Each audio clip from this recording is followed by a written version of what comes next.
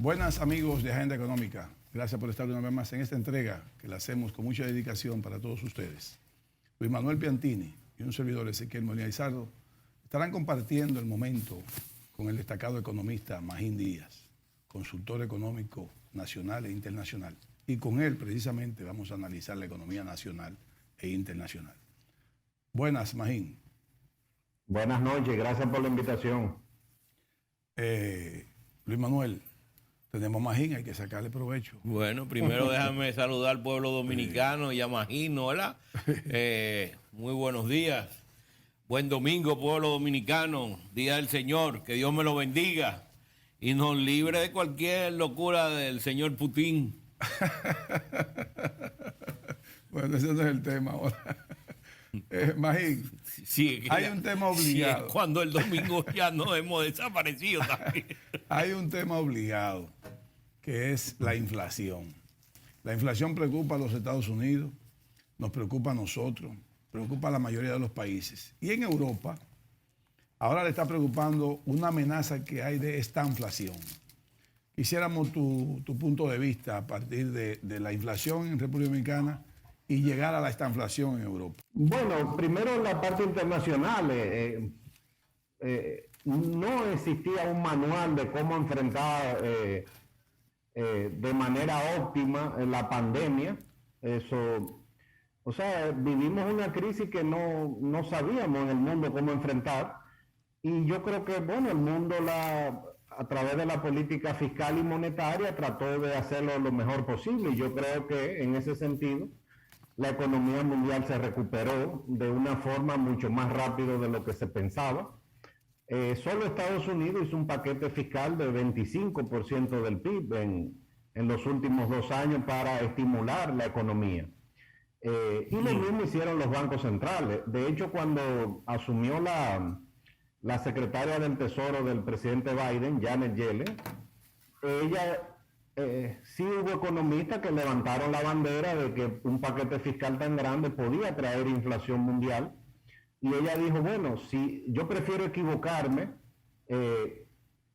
por el lado de la inflación, pero que se recuperen los empleos, que se dinamice la economía que se había parado completamente. Y bueno, tenemos las herramientas para enfrentar la inflación. Eso fue lo que ella dijo en ese momento. Obviamente no se contaba, por ejemplo, con el problema de las cadenas de suministro, de que el virus, todas las olas que ha tenido el virus, que no se ha ido, por cierto.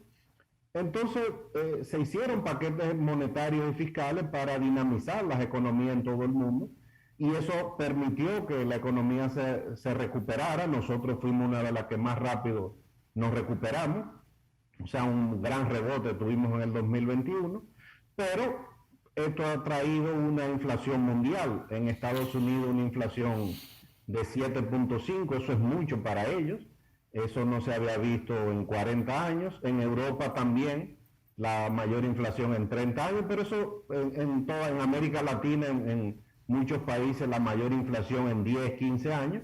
Y bueno, nosotros no somos la excepción, tuvimos una inflación de 8.5%, que es la inflación más alta en un poco más de 10 años también. Entonces venimos de un periodo hasta el 2020 o 2019 de baja inflación, menos de 3% en el periodo de gobierno del presidente Medina. Entonces, cuando tú tienes una inflación ya cercana a 10, pues 3 o 4 veces más. Y es una inflación sobre todo en alimentos, en el sector agropecuario y en combustible, que eso es lo que consume más la mayoría de la población. Entonces, en alimentos, en combustible, la inflación durante varios meses ha estado más cerca del 10%, o a veces incluso en algunos meses un poco más.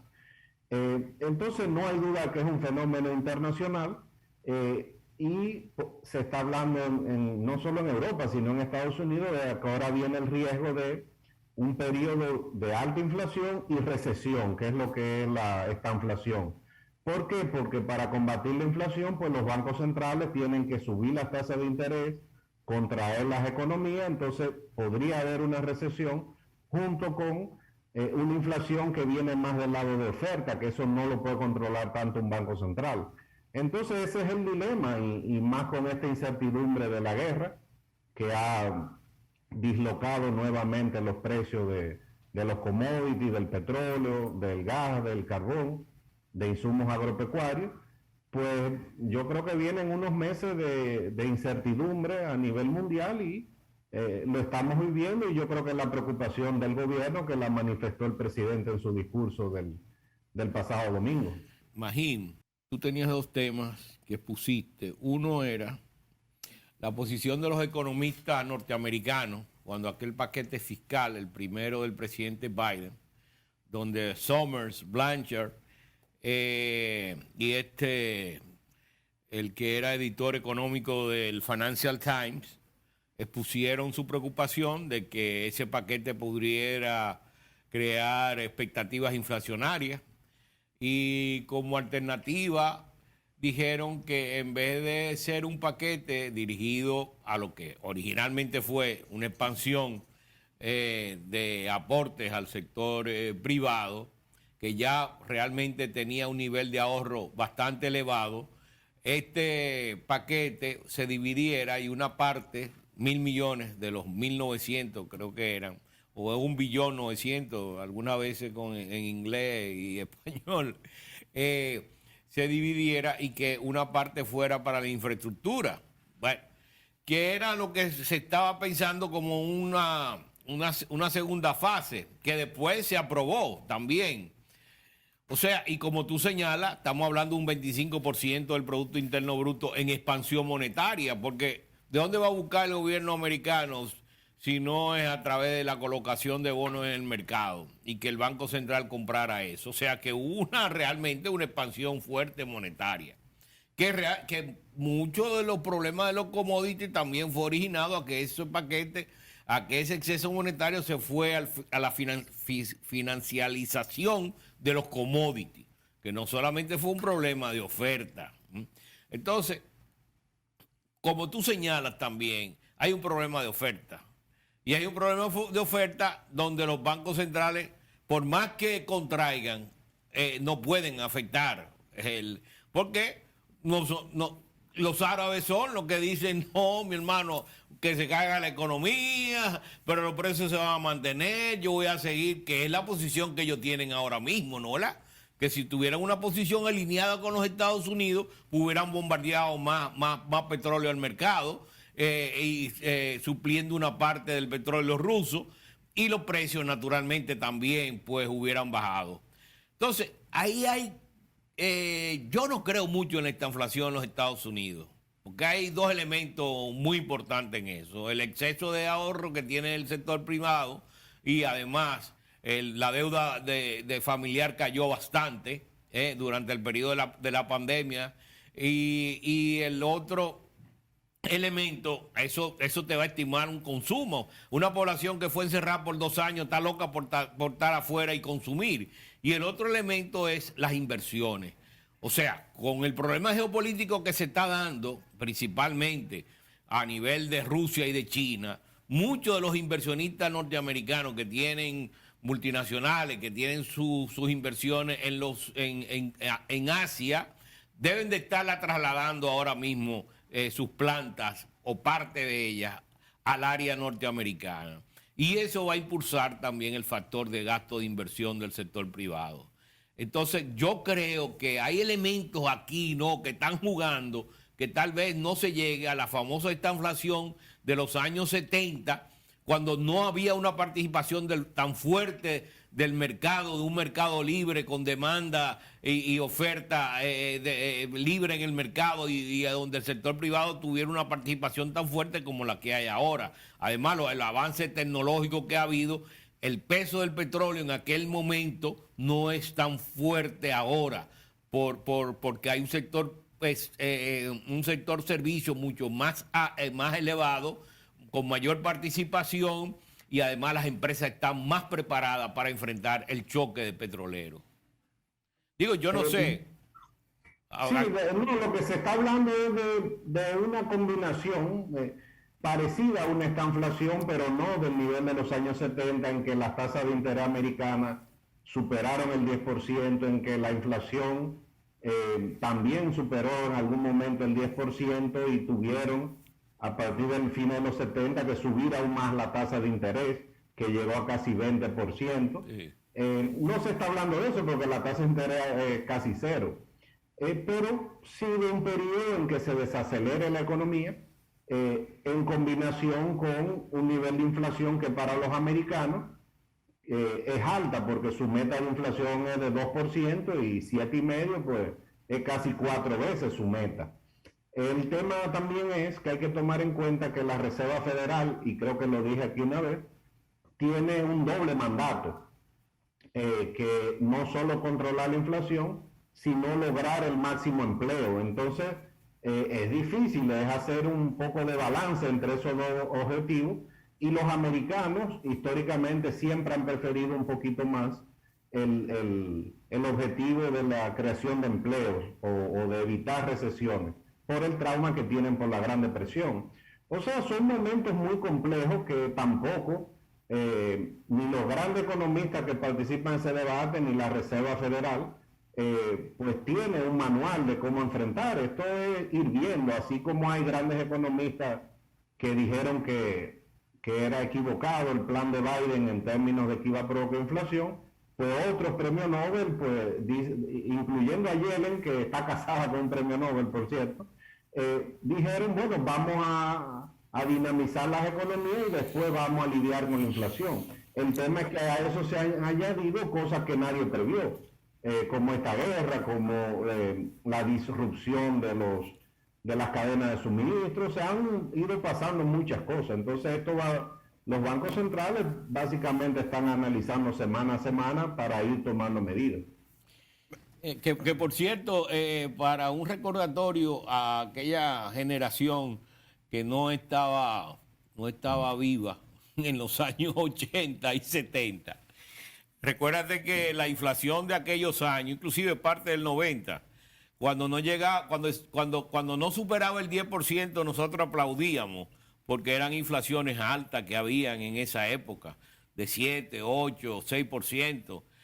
Ahora que estamos viendo una inflación de un 7% como una catástrofe, pero eso era un nivel, inclusive un nivel aceptable, porque en América del Sur la inflación en aquella época eran del 1,000%, 2,000, 3,000, en Argentina, Brasil, había hiperinflación, y los países centroamericanos y del Caribe eran más estables en términos de la inflación, y eran inflaciones por debajo del 10%. Sí, lo que pasa es que uno se acostumbra rápido. La verdad es que desde la inflación de la crisis bancaria, en el 2003-2004, desde el 2005, somos un país de baja inflación, y en los últimos 8 años previo a la pandemia, digamos del 2012 al 2019, la inflación promedio fue menos de 3. Entonces el país ya estaba acostumbrado, la gente, a una inflación muy baja. Ese no era un tema.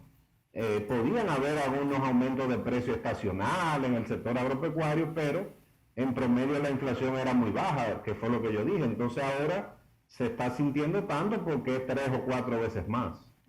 Imagín, cuando el presidente Biden en su intervención en la Asamblea habló de inflación, él dijo que la inflación simplemente hay que atacarla con más producción. ¿Tú crees que simplemente produciendo más se resuelve la inflación, o hay otros factores que pueden afectar que simplemente produciendo más no se baja la inflación? Bueno, yo soy alumno de Friedman, o sea, hay una parte que es monetaria, sin duda, porque los bancos centrales pues inflaron las economías o las llenaron de liquidez, pero también el problema de esta crisis inflacionaria, que en ese sentido es parecida a la crisis del petróleo al principio de los 70, que es un choque de oferta, o sea, no viene por las condiciones monetarias, y para los bancos centrales es más difícil enfrentar un choque de oferta porque es totalmente exógeno. Entonces el problema es que se están dando los dos efectos. Hay mucha liquidez en las economías, que se le dio liquidez para que salieran de la crisis del COVID, pero también entonces hay problemas de oferta. Entonces hay una combinación de factores, pero no hay duda de que hay un impacto monetario, entonces combinado con esta incertidumbre de precio del petróleo, del gas, de muchísimos bienes. Claro que es un mundo mucho más diversificado que en los años 70, cuando el precio del petróleo supera un umbral de 80, 90 dólares, entonces hay más producción en Estados Unidos. O sea, eso lo que te indica es que el precio no va a durar mucho más, muchos meses por encima de 100 dólares, porque va a entrar más producción americana. Entonces es una combinación de factores, pero no hay duda que también hay un factor monetario. Por eso es que los bancos centrales todos en los países desarrollados de América Latina también están aumentando la tasa de interés y retirando liquidez, que es lo que empezó a hacer el Banco Central nuestro desde principios de enero y lo que ha hecho a lo largo de estos 2 meses del año. Pero fíjate, Magín, realmente lo que tú señalas, parte de esa expansión monetaria se fue a ahorro y por eso no atacó tanto a nivel de los precios y la inflación, porque la gente estaba más cautelosa, la pandemia hacía que la gente no saliera, que consumiera menos, pero al irse abriendo la economía, pues se fue ese dinero, se fue reduciendo el ahorro, se fue gastando y eso entonces comenzó a impactar. Y como quiera, todavía el nivel de ahorro está bastante elevado en los Estados Unidos. Y aquí también tú lo ves en términos de los indicadores monetarios, de cómo los depósitos de ahorro y a plazo se multiplicaron en una cantidad impresionante, o crecieron, vamos a llamar, porque no hubo una multiplicación de un doble, un triple, pero crecieron bastante. Y eso es parte de que por qué también los precios o esa expansión monetaria tan fuerte como tú señalabas, de un 25% del Producto Interno Bruto, el déficit fiscal, la Reserva Federal en 2 años duplicó el estatus, el estado que tenía en términos de los activos, y entonces tú dices una cosa impresionante, ¿no? ¿Y cómo es posible que no haya habido más inflación? Pero realmente ese choque que hubo de la pandemia también evitó que hubiera un mayor nivel de consumo y que la velocidad de circulación del dinero no fuera tan rápida para que aumentara el PIB corriente. Bien, vamos a hacer un corte, Magín, para la primera pausa comercial, pero te quiero hacer una pregunta para tal vez una respuesta corta. ¿Qué tanto incide en estos momentos la tasa del dólar para la inflación de la República Dominicana? Bueno, ahora mismo no está incidiendo porque el tipo de cambio se está apreciando. Sí. Entonces, el año pasado se apreció un poco, contrario a la mayoría de las monedas de la región. Y este año también se está apreciando. Y eso se explica por el fuerte retiro de liquidez que ha hecho el Banco Central en estos 2 meses.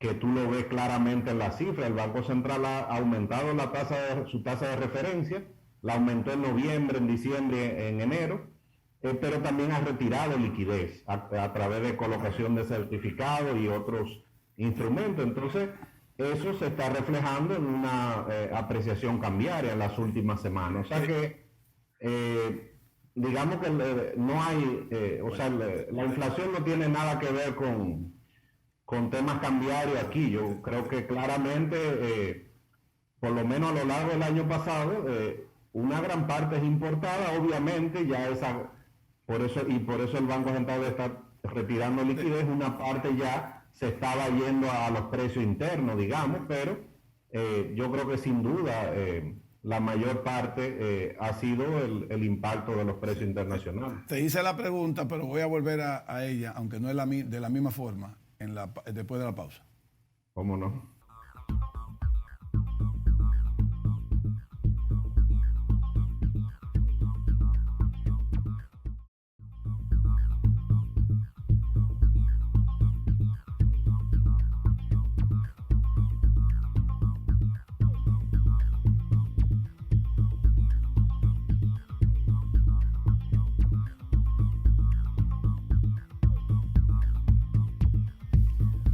Continuamos nuestro conversatorio con Magín Díaz, economista, consultor nacional e internacional. Te decía, Magín, que la pregunta te la iba casi a repetir.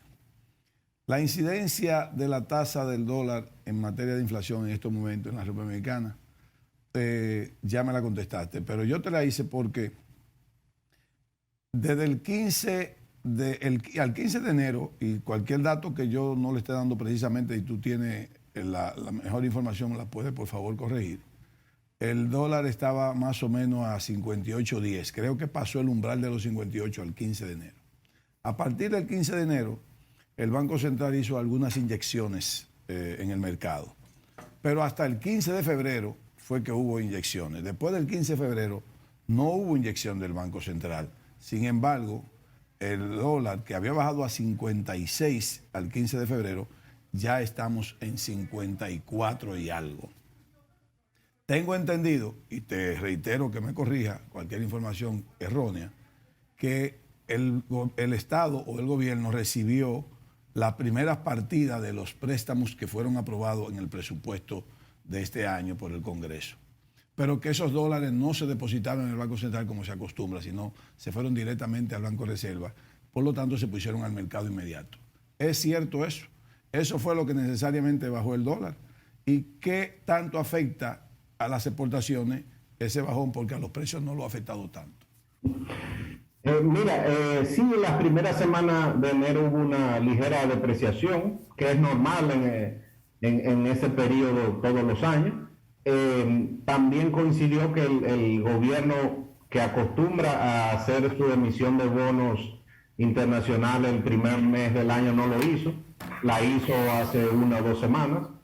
Entonces el Banco Central inyectó dólares, las reservas internacionales bajaron un poco, unos 700 millones de dólares. Digo que es poco porque el Banco Central empezó el año con 13.000 millones de dólares.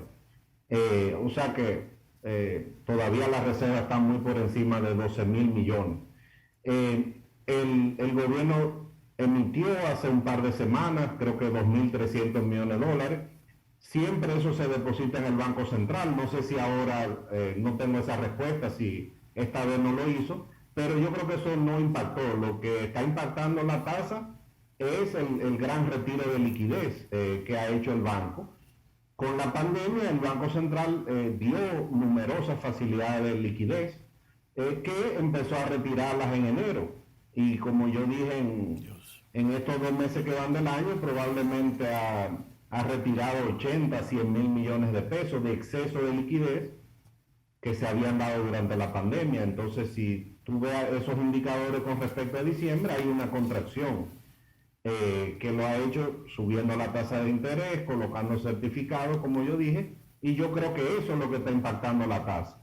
Ahora, en el país, el tipo de cambio es un precio que está en la prensa todos los días. Eso no necesariamente pasa en otros países. Y a mucha gente le gusta que se aprecie, pero realmente no a los exportadores ni al turismo. Por eso yo creo que tampoco el Banco Central le va a dejar apreciar mucho más de ahí.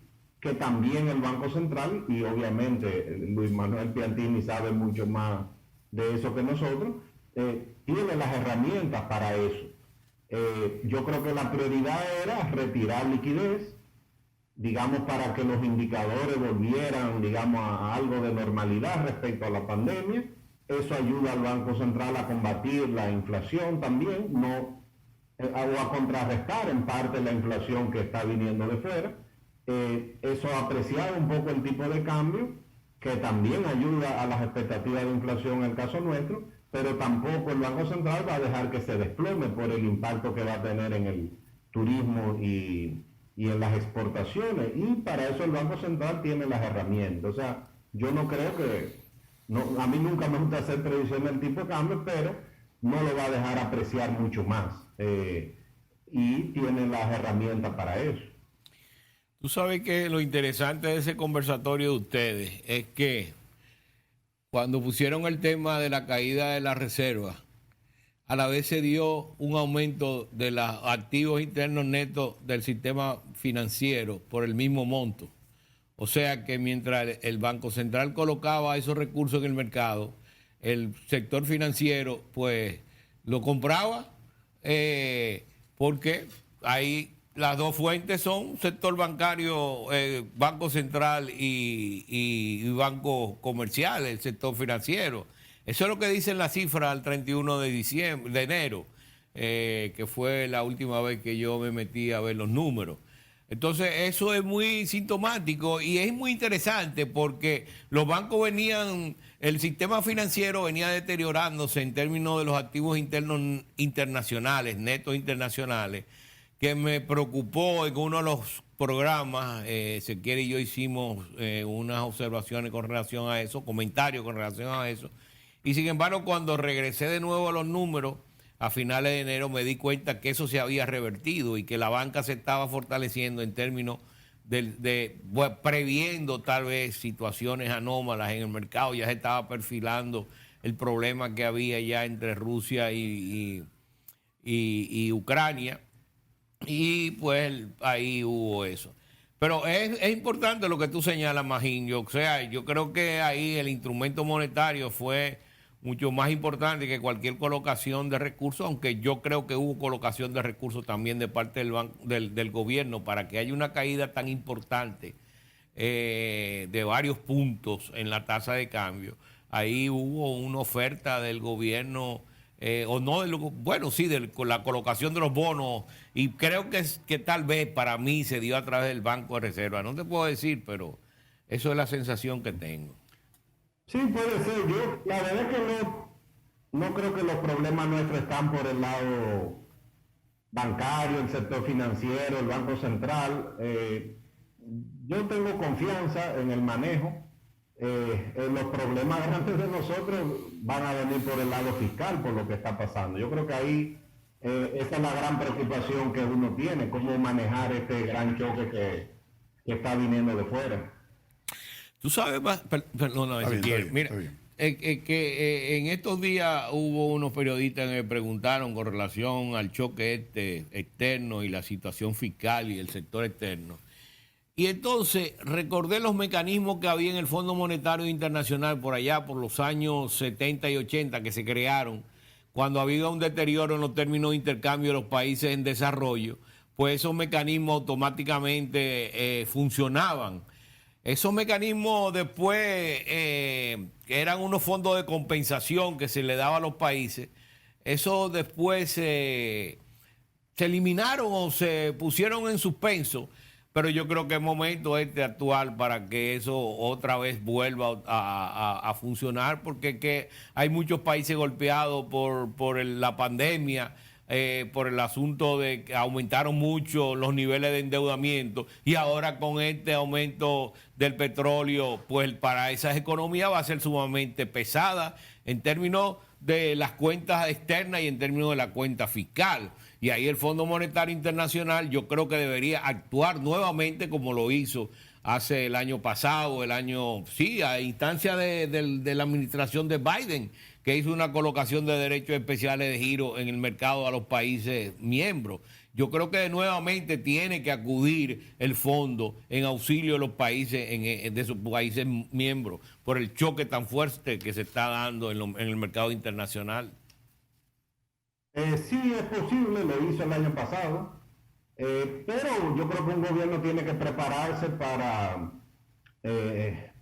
si llegan esas ayudas, bienvenidas, pero si no llegan, tener el plan, porque en realidad ya no somos un país tan pobre. Se le dieron mucho más ayuda a los países más pobres, pero ya la verdad es que nuestro nivel de ingresos pues nos pone en una categoría ya mayor, digamos, o más avanzado. Es posible que haya algún tipo de ayuda internacional. Yo creo que lo que habría es más flexibilización de los organismos, más desembolso más rápido, como hicieron hicimos un acuerdo cuando la crisis del petróleo del año 2008, 2009, ahí el presidente Fernández firmó con el FMI, y de hecho ese acuerdo llegó creo que hasta el 2011, 2012. Pero estamos lejos de un acuerdo. Yo lo que sí creo es que las finanzas públicas se van a resentir, pero tenemos las herramientas para enfrentarlo como se hizo en el 2008, para enfrentar todos esos aumentos de precios. Vamos a hacer la segunda pausa, Magín. Nos vemos en un ratitico, amigos. Quédense con nosotros.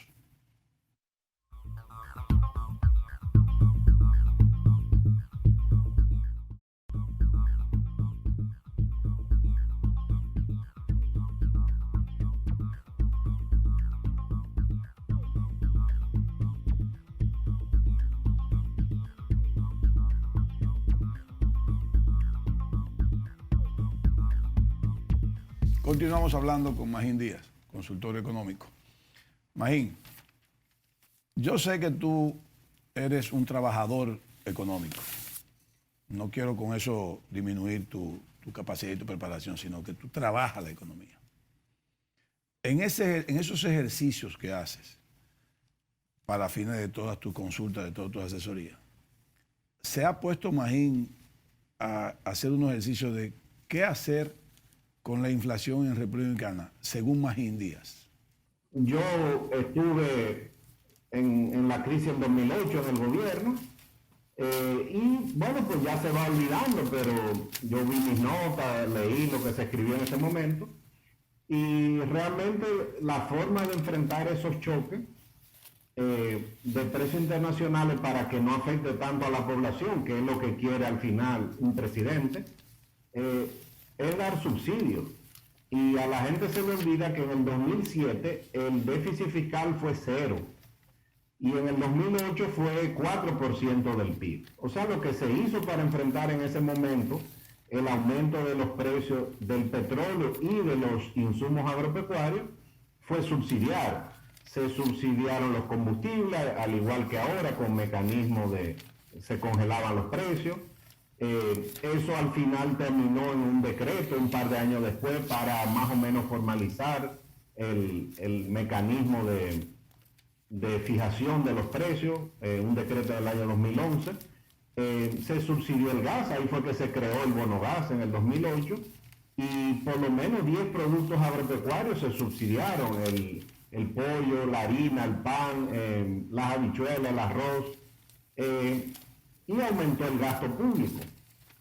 Y de hecho, cuando el FMI llegó un tiempo después, lo que le dio fue dinero al gobierno para gastar, porque antes el FMI daba dinero solo para las reservas de los bancos centrales. A partir de la crisis mundial, o digamos la crisis financiera del 2008 de países desarrollados, el FMI cambió su visión y le dio dinero al gobierno para que gastara. Entonces, el gobierno va a tener que hacer una evaluación de su presupuesto, lo va a tener que reformular sin duda. Ya el presidente anunció una serie de subsidios. Hay que ver, me imagino que en principio va a salir de reasignación de partidas presupuestarias, o sea, habrá que bajar el gasto en algún lado. Y si no, pues habrá que aumentar el déficit y la deuda. O sea, el gobierno lo que puede hacer en este caso, ante un choque de precios tan fuerte, es subsidiar. Ojalá que se haga de la forma más eficiente posible, que es lo que a uno como economista le gusta, pero no es tan fácil en la práctica. O sea, la forma eficiente, por ejemplo, de subsidiar los combustibles es dar un subsidio directo al 30% más pobre, por ejemplo. Pero entonces los gobiernos a veces dicen, bueno, ¿y qué hago con la clase media entonces? Por eso es que aunque critiquen a un gobierno por dar subsidios generalizados por ser ineficiente, tiene una economía política detrás. Y obviamente el Banco Central también tomará sus medidas. Pero al ser un choque de oferta tan grande, la forma de que el gobierno pueda paliar ese impacto en la población más vulnerable es subsidiando. No hay de otra. Puede subsidiar al consumidor, puede subsidiar al productor. Hay distintas formas de hacerlo, pero no hay otra. Aumentar la protección social, que el presidente también lo dijo, que está aumentando algunos de los programas sociales. O sea, yo creo que no hay que inventar ahora. El gobierno tendrá que explicar muy bien cómo lo hace, cómo va a aumentar el gasto, cómo se va a financiar, tendrá que ir al Congreso en algún momento. Pero lo que hay es que evitar un problema social, ahí es que no queremos llegar. Sí, realmente hay un punto más en que yo quería, que tú lo tocaste ahora otra vez, que con relación al Banco Central, que me preocupa que en una situación como esta también se estrangule mucho la parte de los agregados monetarios. Y recuerdo que el stagflation de los años 79-80 fue precisamente por ese aumento tan vertiginoso de la tasa de interés del Banco Central, que la puso a la Reserva Federal al 22%. Y ahí se provocó una caída no solamente en el 80, también en el 82 fue negativa en 1.8% del Producto Interno Bruto en los Estados Unidos. Entonces, yo creo que en una situación como esta, el gobierno, como tú señalas, debería sí apretar un poquito los cinturones y dedicar más los gastos al área de social, pero el Banco Central tampoco puede apretar mucho y sacar mucha liquidez y que la economía se caiga.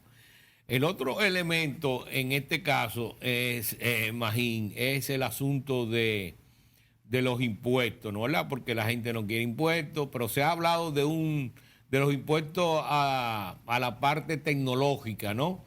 Que indiscutiblemente lo que va es afectar a la clase media, que son los que más utilizan ese tipo de instrumentos, el Netflix, el NBM, Spotify. todo eso, nuevos instrumentos de servicio, ¿no?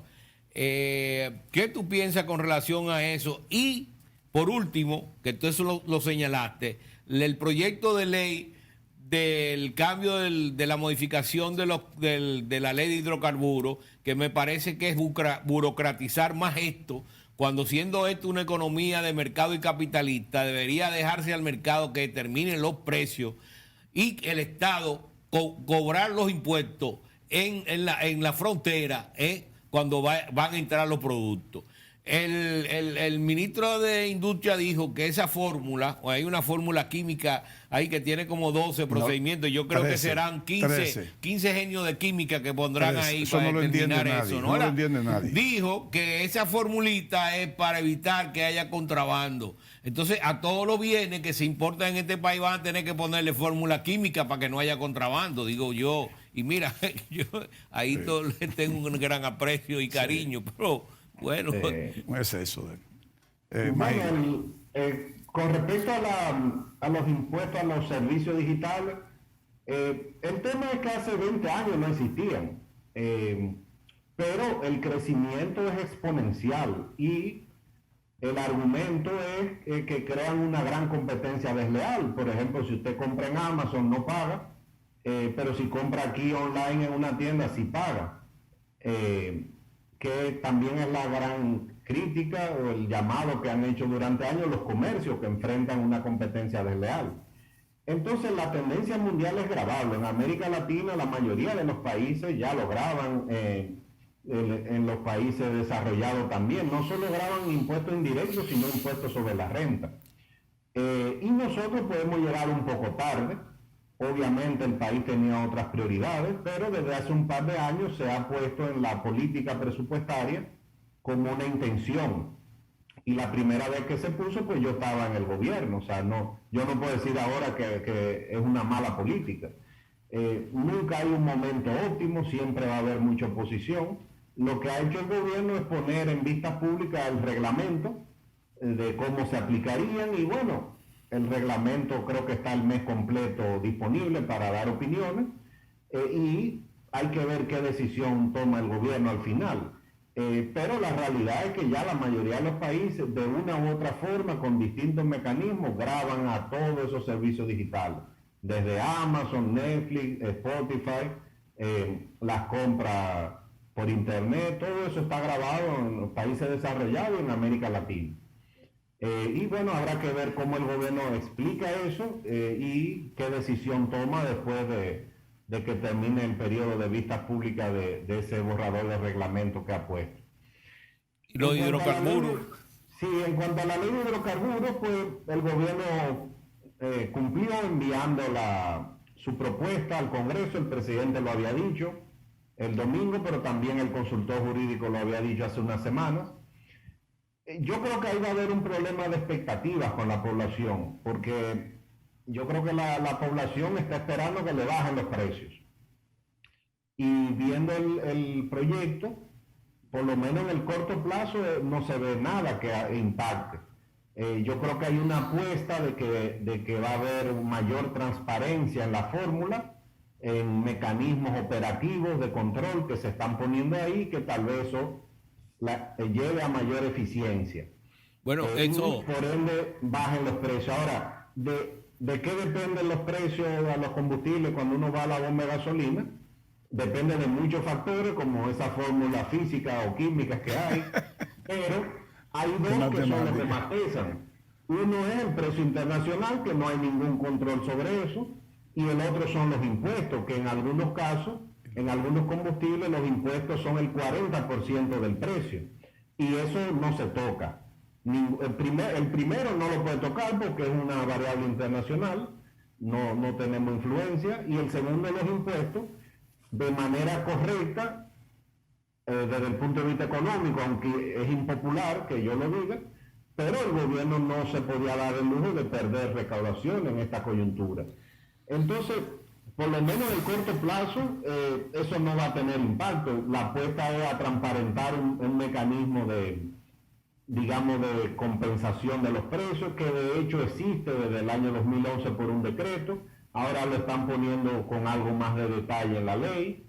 Ahora los precios se fijarían quincenalmente, pero Magín, semanal. Magín, ¿qué necesidad hay de que en un país capitalista, de economía de mercado, con oferta y demanda? Pues en los Estados Unidos, yo voy a una calle que hay en Miami, que hay como 10 bombas de gasolina, y mi hijo y yo vamos viendo los precios, que tienen diferentes precios, porque todo depende de la competencia, todo depende a quién lo compré, todo depende de la eficiencia. Entonces, eso es lo que rige en los mercados. ¿Por qué el Estado en este país, principalmente un gobierno que está presidido mayormente por empresarios, quiere seguir controlando los precios?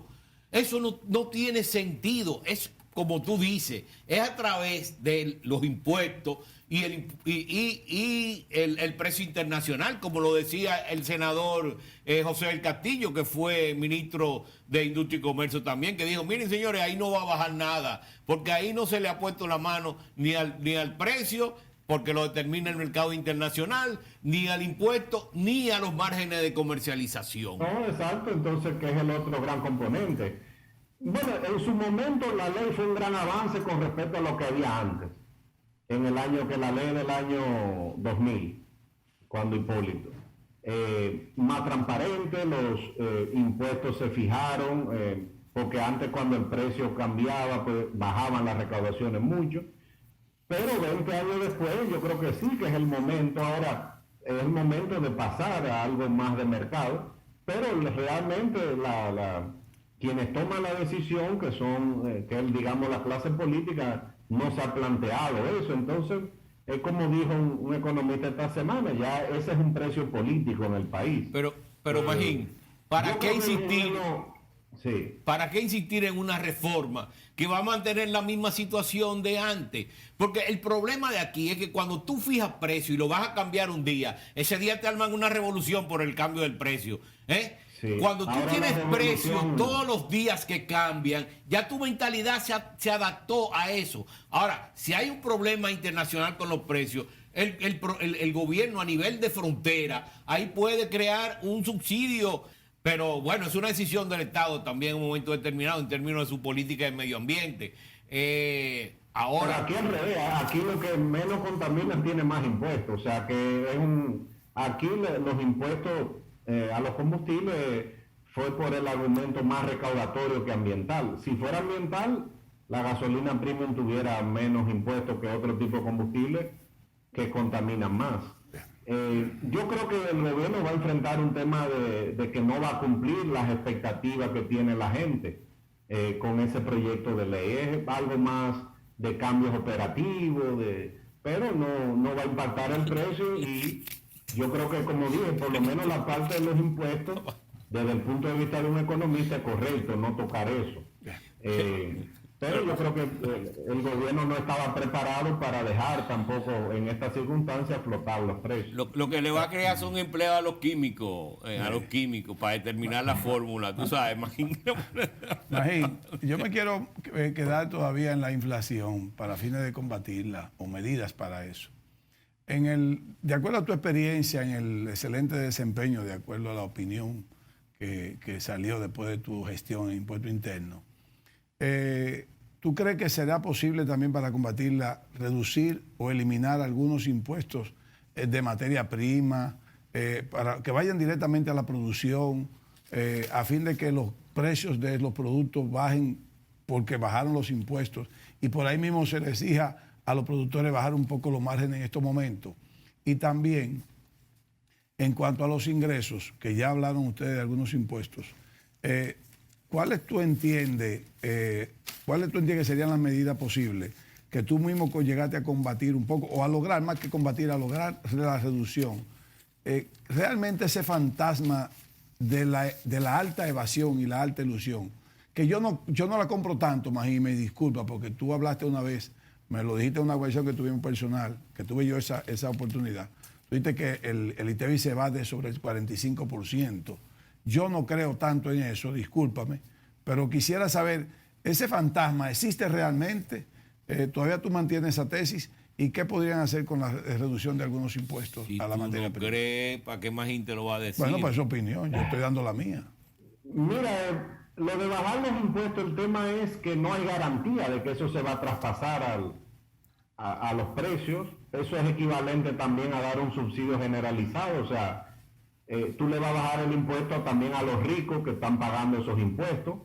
Yo creo que no estamos en una situación tan grave que amerite. Yo creo que hay herramientas más eficientes para que el gobierno logre el objetivo de que al consumidor le llegue el precio más barato. Entonces tal vez es mejor dejar los impuestos para no quitárselo al que puede pagar y darle algún tipo de subsidio al consumidor o al productor directo.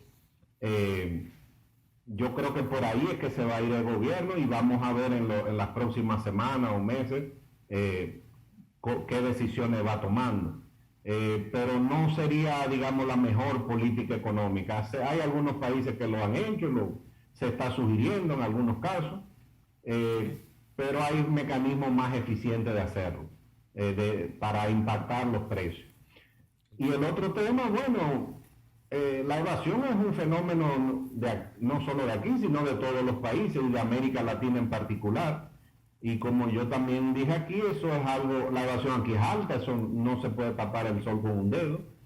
Pero tampoco es que baja mágicamente de un año a otro, eso requiere trabajo de 10, 15 años continuamente.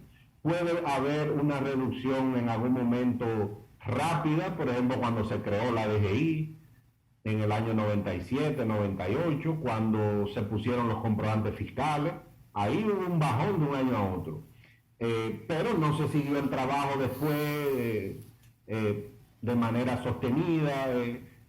Hubo cambios cuando, por ejemplo, cambiaron al equipo Juan Hernández, ahí vino otra crisis, subió la inflación. O sea, hay muchos factores que la DGI no controla, porque tenemos una DGI profesional desde que se creó y como quiera, en crisis ha subido, cuando te hacen contrarreformas, o sea, es un sistema que no ayuda mucho. Y ese es el trabajo del día a día. Y el gobierno tendrá que emplearse a fondo porque al haber intentado poner impuestos 2 veces y fallar, pues yo creo que ya a ese carro le pasó.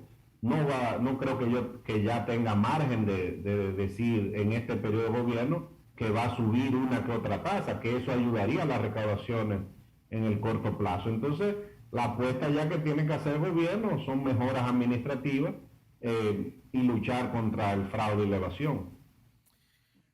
Magín, ¿tú crees que esto es una economía de libre mercado o es una economía capturada en muchos sectores por los oligopolios y monopolios que impiden que haya una mejor distribución del ingreso, una mayor oportunidad de inversión de parte de pequeños y medianos empresas?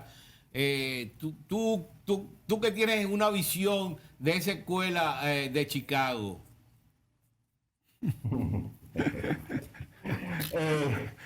Bueno, lo que pasa es que somos un país pequeño. Lo que aquí, digamos que fomentó la competencia fue la apertura al comercio. Y yo creo que eso fue bueno y hizo que el país avanzara. Yo no tengo duda de eso. Pero todavía hay mercados muy concentrados. Y de hecho, desde hace años, y eso sigue, la DGI publica un índice de concentración de los mercados. Y hay mercados que realmente son concentrados. Lo ideal es que hubiera mucho más competencia en la economía. Entonces, no somos una economía de mercado completa porque no la hay, pero tampoco somos como éramos tan cerrados en los 80, entonces estamos como en el medio.